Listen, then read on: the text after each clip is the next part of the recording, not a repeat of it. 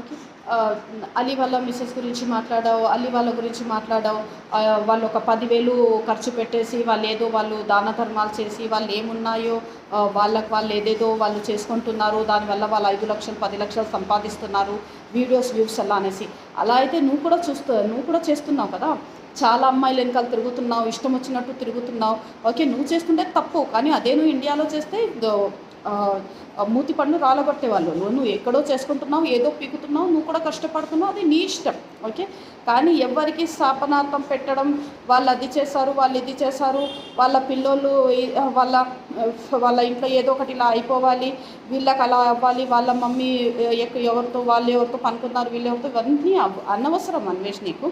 ఇవన్నీ పిచ్చి మాటలు మానేసి. ఓకే. నీ ప్రోగ్రామ్స్ నేను కూడా చూస్తాను, చాలా బాగుంటాయి, మంచిగా కష్టపడతావు, ఏదో ఒకటి ముందు బాగా చేసుకునేవాడివి. ఇలాంటి విషయాల్లో దూకుడు దాంట్లో వెళ్ళలేదు నువ్వు.